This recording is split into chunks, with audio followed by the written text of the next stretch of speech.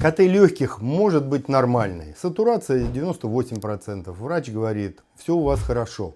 А человек кашляет месяцами, неделями и не может глубоко вдохнуть, не может раздышаться, задыхается на нагрузке. И вот здесь начинается главная ошибка. Пациента начинают лечить по одному анализу, по одному снимку, по одному симптому.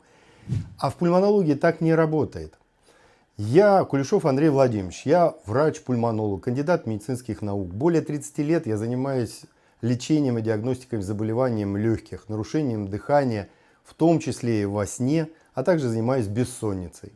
В этом видео я объясню, когда действительно нужен пульмонолог и с чего правильно начинать обследование, если есть кашель, одышка, мокрота, изменения на КТ, или есть подозрение на астму, хобл или другие легочные заболевания.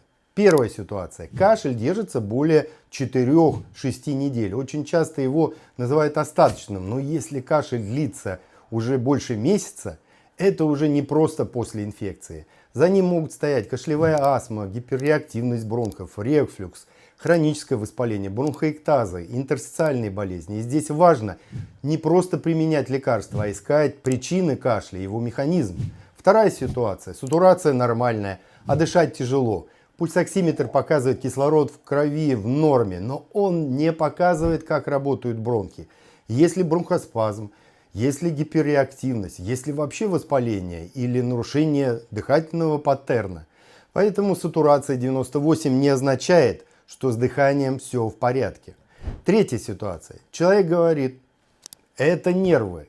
Иногда тревога действительно усиливает ощущение нехватки воздуха, но сначала нужно исключить другие причины со стороны бронхов и легких, особенно если есть кашель, свисты, реакция на холод, запахи, нагрузку, ночные симптомы или есть положительные эффекты от бронхолитика.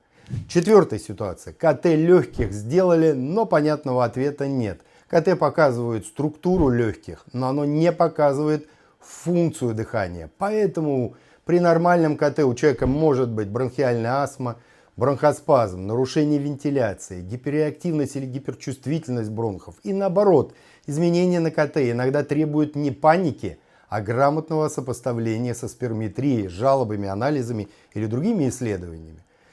Пятая ситуация. Человеку назначили ингаляторы, но он не понимает, что именно лечат астму, хобл, постинфекционную гиперреактивность и гиперчувствительность.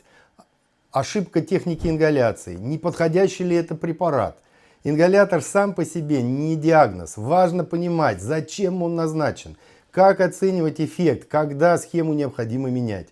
Шестая ситуация. Мокрота не уходит месяцами, особенно если она густая, зеленая, с неприятным запахом, если были пневмонии, бронхиты, бронхоэктазы.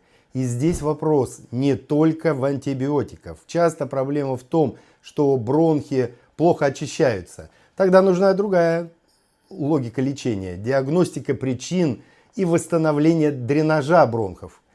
Седьмая ситуация. Храп, остановки дыхания во сне, утренняя разбитость, дневная сонливость. Это уже зона сомнологии. Апноэ сна часто годами воспринимает как просто храп. Хотя на самом деле человек ночью многократно перестает нормально дышать, не высыпается. И здесь нужна не таблетка для или от сна, а диагностика дыхания во сне. В клинике пульмонологии, которой я руковожу, которая называется Интегромед, мы как раз занимаемся такими ситуациями, когда кашель, одышка, мокрота, изменения на КТ или нарушение дыхания во сне требуют не случайных назначений, а нормальной современной диагностики.